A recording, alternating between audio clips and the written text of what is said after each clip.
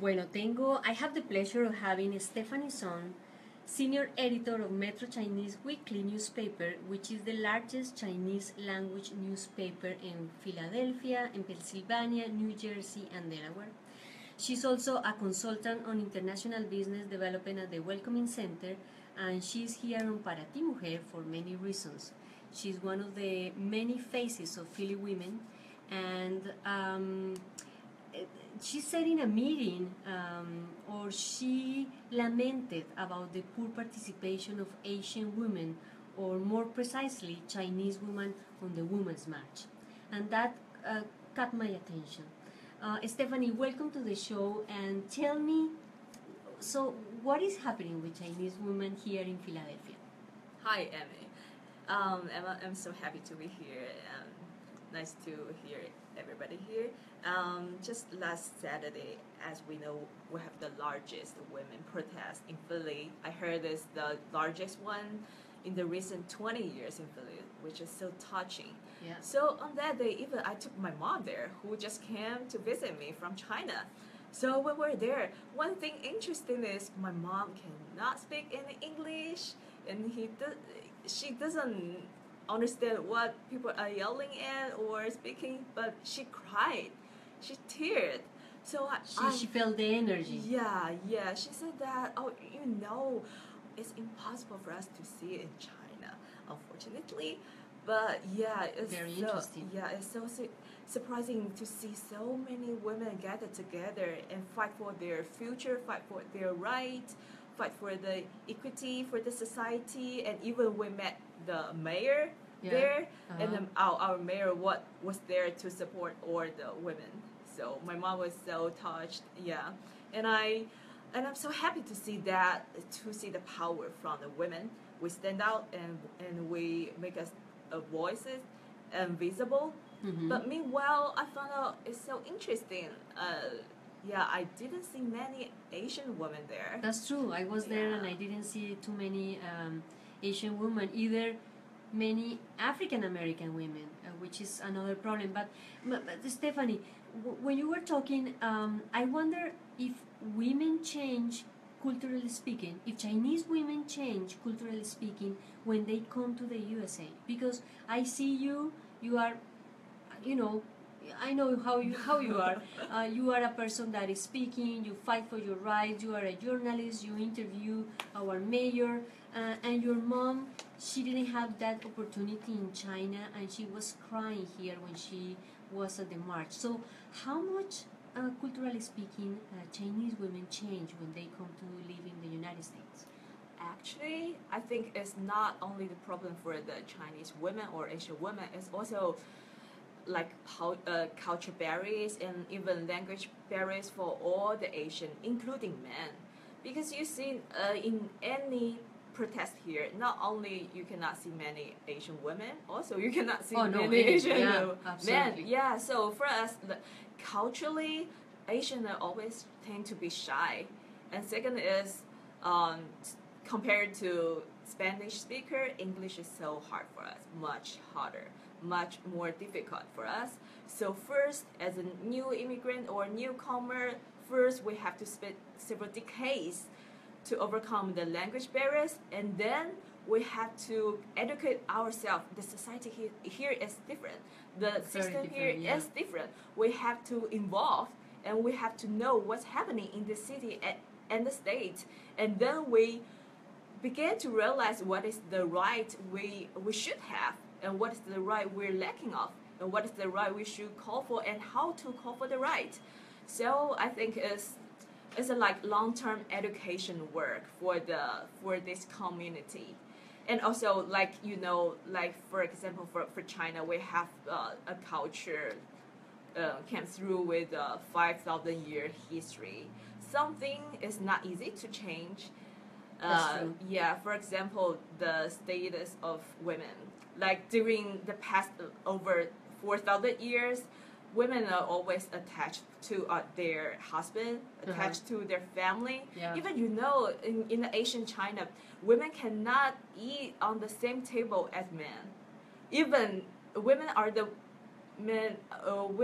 people prepare all the food. but they Wow. cannot eat together. Yeah, but now the things has changed because before the in the last several thousand years, Asia, Chinese or China or Asia are more agriculture countries, but now everything changed. Everything is industrial. So in agriculture society, you see it requires a lot of labor work, Got it. which requires more men. So you can see there are many stories in China and Japan or Korea. If you look at their family, maybe they have 5 kids, but 4 elder daughter. Maybe the youngest one is the son. Mm-hmm. What does it mean here? Means they're waiting for to have Yeah, at to least have a the- son. yeah, at Even least though, one. even maybe their families are so poor, they cannot afford a good. They still try and Yeah, try until they yeah. have the son. And actually, sometimes it happens also with the Latin culture, Oh. the Latino culture. They expect many families to have a man as the first son. I mean, they want a son first than a woman, Yeah, and it's then the same in the girl. Asia. Because it's still very important for the Latin community to do that. But Stephany, so you were talking about all these interesting things, and we are not too close to China and to this beautiful culture. And when I walk Chinatown, I wonder if all those women, if they, just because of the fact that they are here, if they are changing their mind and seeing that they can ask for much better opportunities and rights.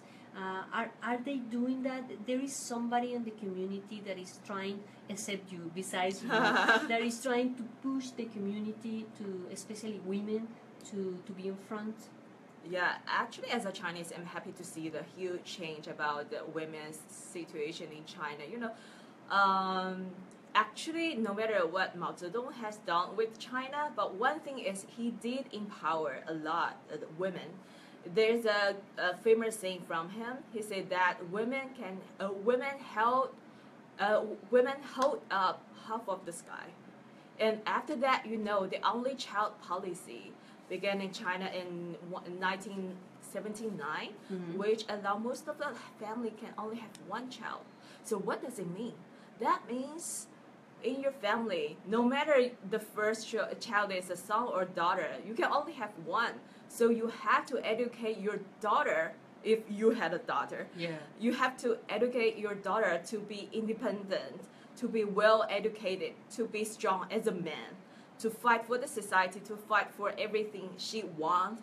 And also in culture-wise, in Asia, most of the children will have the responsibility to take care of their parents, even their grandparents, financially, physically, mentally.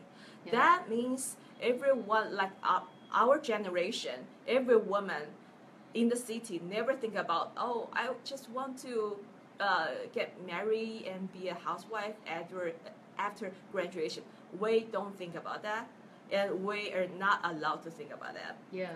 We have to be independent and do everything like men. So like it's interesting. Like everything is changing. Like if you went to China 50 years ago, you can see women is the one do all the housework, and cooking, cleaning, take care of your children. But Welcome now, to the show. No, it's not anymore. They are sharing. That's not nice. only sharing, even many men doing more than women. Oh, that's Yeah. excellent. So it's changing. The culture Yeah. is changing, which is Yeah. positive. Stephany, what about education here? Where our Asian kids, what schools are they using? What schools are they benefit from? In I saw a school. I think it's Catholic school close to Chinatown. There's several Mandarin school, but they offer a program more like after school program and weekend program. So the thing is, sure, as an immigrant here, almost every Chinese family will send their kids to the public school or charter school or private school as all other kids here, because they know their children have to survive in America. And the weekend, there are many popular schools and the outskirts and also in Philly to offer one whole day Chinese language courses, including Chinese culture classes. Yeah, so the Chinese parents, they try to help their children to handle two languages and two cultures, and don't Stephany, forget what they're. well, I have just 1 minute, so I Okay. would like to know what has been your experience as a journalist here in Philadelphia, as a Chinese journalist. As we know, China, Asian are called a quiet model minority. So I feel it's a long-term work about the communication and education to help this relatively marginal and isolated community to be more connected and to be more involving in this society, to communicate more with other immigrant community and also the city, the authority. Well, this was That is- Stephany Sun talking with us in Para Ti Mujer, and we really appreciate her Thank you. presence here because it is an opportunity to learn more and more about this beautiful culture. And this is a great woman, and she's one of the faces, the women faces in the city. Thank Thank you, you so Stephany. much. Thank you very much. And Happy New Year to Happy everyone. New Year! Happy Yeah, Lunar Chinese New New Year. Year. Thank you.